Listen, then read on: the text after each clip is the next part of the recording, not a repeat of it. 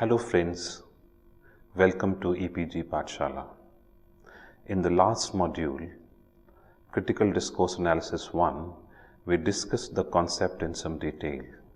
In this module, we will look at the two models of critical discourse analysis, the model given by Norman Fairclough and the model given by Dijk.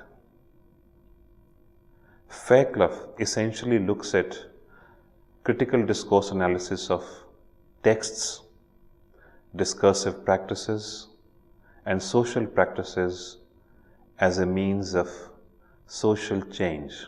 Dijk perceives CDA to be useful in identifying the differences between self and the other, manifest in general discourse of society. Let's now look at the two models. In his writings in 1992, 1995, 1999 and 2003, Fairclough devises a CDA framework for the analysis of discourse in society. It is based on a view of semiosis that includes language as an integral component of material social processes. He reasons that CDA examines the dialectical interplay between semiosis and other components of social practices.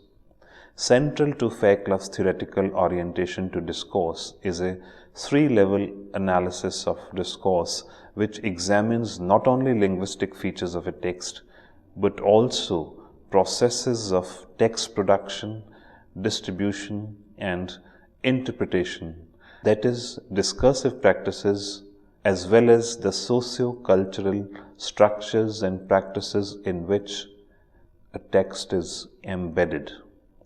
The most elaborate articulation of this framework is Fairclough 1992.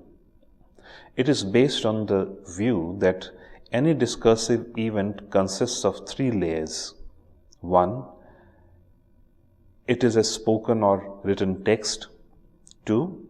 It is an instance of discursive practice which involves the production and interpretation of the text. And 3. It is an instance of social practice. See figure for example. Fairclough argues that any analysis of a discursive event should go through these three dimensions. First, he conceives of textual analysis as one which combines analysis of both form and meaning. He views texts as incorporating ideational, interpersonal and textual meanings which correspond to Halliday's language metafunctions that he proposed in 1985. The first level involves a description of the formal features of the text, which covers traditional levels of linguistic structures such as phonology, semantics, syntax, and pragmatics, as well as textual organization such as cohesion between sentences and other aspects of textual structures above the sentence. Analysis typically focuses on clause-level grammatical categories such as transitivity, modality, thematization, and cohesion. It also looks into the ideologically rooted grammatical processes of nominalization and passivization that foregrounds or backgrounds the role of participants and their realization as agency or their omissions in a process. In this respect, Fairclough heavily draws on Halliday's systemic functional linguistics.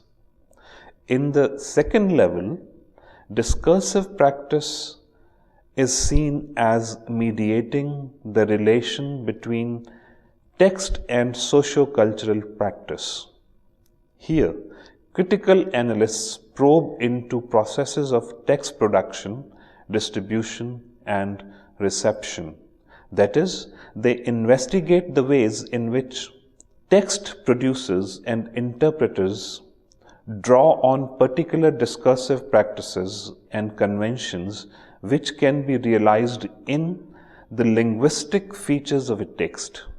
That is, they investigate the ways in which text producers and interpreters draw on particular discursive practices and conventions which can be realized in the linguistic features of a text. Fairclough takes an intertextual view of text that relates to the various traces of other discourses, genres, and voices, etc., drawn upon in the production and comprehension of a text. He cites Kristeva, who historicizes the construction of texts from other texts. Every text is built upon response to and derives from previous texts, and in this way takes part in the formulation of history itself, prepares for processes of change, and helps construct successive texts. Fairclough draws a distinction between manifest intertextuality and constitutive intertextuality, or interdiscursivity. Manifest intertextuality refers to features of other texts which are explicitly demarcated and implicitly cued in the text. Examples of manifest intertextuality include reported speech, presupposition, meta-discourse, negation, and irony. Interdiscursivity highlights the heterogeneity of text construction, as one text type is shaped by a blend of elements of orders of discourse such as genres, discourses, narratives, styles, or activity types, which text producers orient to and articulate in their discourses.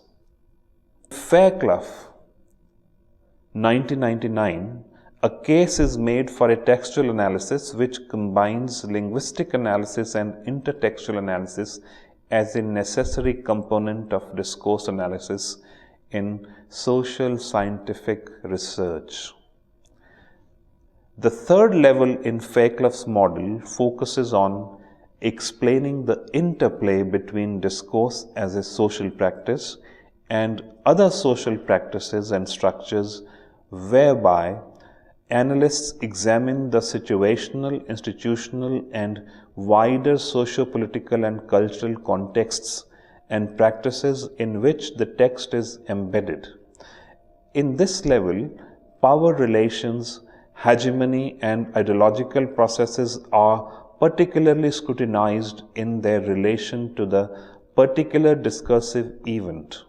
Fairclough focuses on the role of discourse in contemporary social life and on changes in discursive practices in relation to contradictions and struggles in social and cultural practices and processes. An example of these discursive shifts is an apparent democratization of discourse, such as a tendency to eliminate explicit power markers between people of asymmetrical institutional power relations, for instance, between teachers and students or doctors and patients. A second example involves a tendency towards informality in institutionalized discourses, especially the conversationalization of public discourses. You can also see Fowler, 1991. Let's move on to Van Dijk's socio-cognitive discourse analysis. In his work on news discourse, racism and ideology, Van Dijk views discourse as both social and cognitive and devises a three-dimensional multidisciplinary CDA framework that he terms the Discourse Cognition Society Triangle. Analysis typically begins with an examination of overall topics, semantic and schematic organization of a text or a group of texts. This is followed by analysis of local meanings such as word meanings, propositional meanings, coherence between propositions and implicit meanings including presuppositions, implications, vagueness and so on.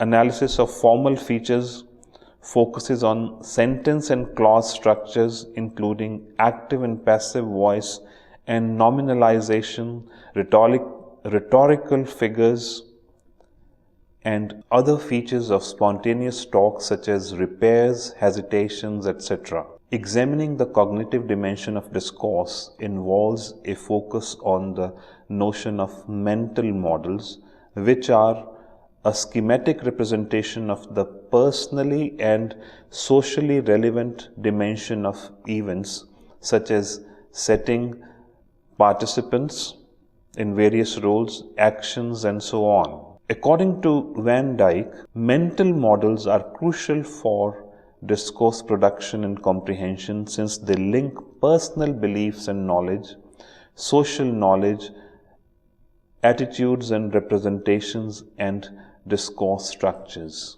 Analysis of the cognitive dimension of discourse also involves an examination of the collective social attitudes, knowledge, ideologies, and belief systems shared by social members in a society, that is, social cognition. The third dimension involves an analysis of social interaction and situations at a local level and an analysis of social groups, organizations, and institutions at a global level. In this context, CDA locates its interest in examining issues of the production and reproduction of social power and domination. In much of his work that came in 1988, 1991, 1995, 1998, 2001 on dominant, everyday, and elite discourses, Van Dijk suggests that an overall discourse strategy of positive self-presentation and negative other presentation permeates these discourses. He refers to this macro strategy as the ideological square model, by which our positive actions and their negative actions are emphasized on the one hand, and our negative actions and their positive actions are hedged, mitigated, or even excluded on the other. Van Dijk suggests that this ideological square can be located on all levels of discourse structures, for example, thematic organization and topical choice, lexical style, implicit meanings, syntactic structures, metaphor, argumentation, modality, hyperboles, and euphemisms, among other features.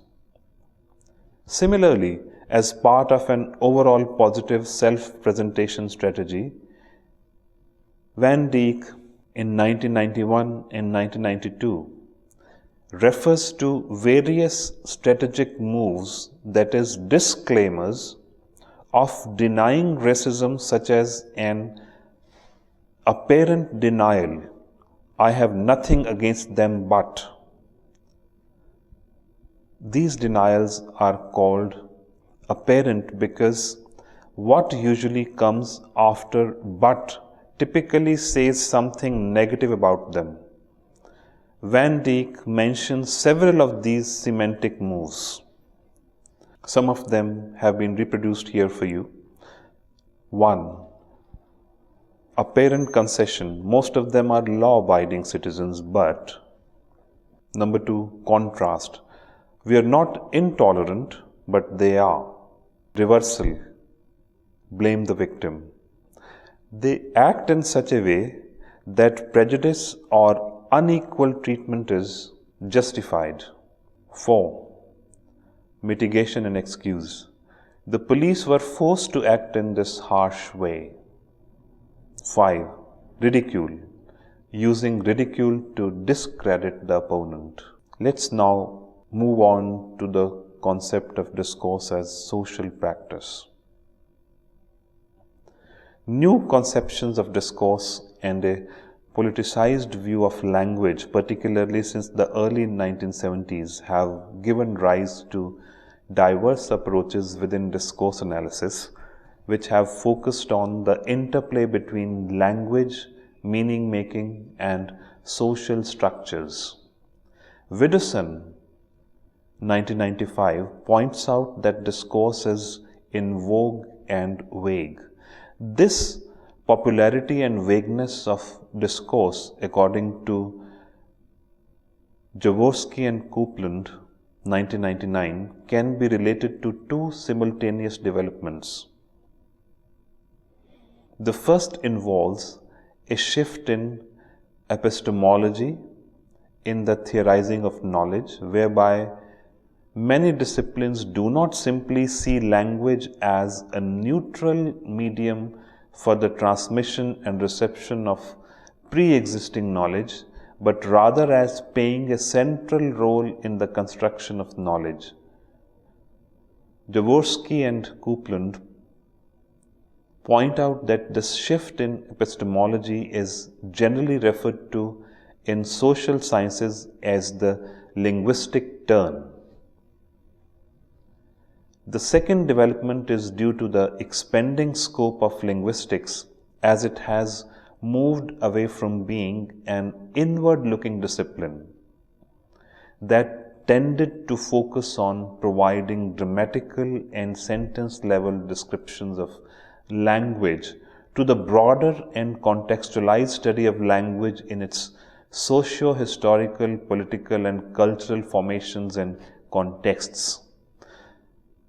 Theoretical orientations which embrace the notion of discourse as essentially a social practice embedded in larger social structure and practices have constituted a catalyst for the emergence of CDA as a research tradition that sees discourse in a dialectical relationship with other social conditions and practices.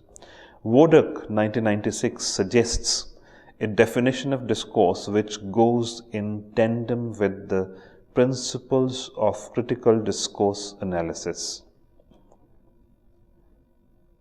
It reads something like this: critical discourse analysis sees discourse, the use of language in speech and writing, as a form of social practice. Describing discourse as a social practice implies a dialectical relationship between a particular discursive event and the situation, institution, and social structure that frame it. The discursive event is shaped by them, but it also shapes them. That is, discourse is socially constituted as well as socially conditioned. It constitutes situations, objects of knowledge, and the social identities of and relationships between people and groups of people. It is constitutive both in the sense that it helps sustain and reproduce the social status quo, and the sense that it contributes to transforming it. Other definitions seem to share the same view of discourse as Wodak's. For example, Fairclough construes the term discourse in two distinct ways. First, discourse as an abstract noun which refers to language use as a form of social practice. Secondly, discourse as a count noun which involves ways of representing aspects of the world. Examples of the latter include neo-conservative discourse, feminist discourse, the political discourse of the New Labour, etc. G makes an alternative distinction between big D discourse and little d discourse. Discourse with a little d refers to language in use or stretches of use such as stories or conversations, while discourse with big D is defined as different ways in which we humans integrate language with non-language stuff, such as different ways of thinking, acting, interacting, valuing tools. This association of language with other stuff can be used to identify oneself as a member of a socially meaningful group or social network. Let's look at the following animation now. Let me just reproduce the dialogue that you saw in animation. Rani writing a diary. I'm just like any other mom. My kids are a handful. My husband works shifts and I have no time to myself. I wonder, could time grow on trees? Phone rings. Mother stops writing in diary to answer. Hello. Kajal. Hi Rani. Do you have a couple of hours to spare this afternoon? Rani. I wish I did, but it appears that I am stranded. The children have a holiday today and there's no one to watch my kids. Kajal. Have you heard of mothers, nannies and sitters? I was also stuck once last month like this, and my sister who uses this service when she needs to referred them to me. What a lifesaver. Call them at 777-5555. So what's happening here? Once again, this points at the roles of women in society. Looking after children is women's job and they need to be worried about this, whether they work in the environs of their homes or inside. The name of the child care center also suggests the same. So friends, you must have understood what critical discourse analysis is and how it can be used.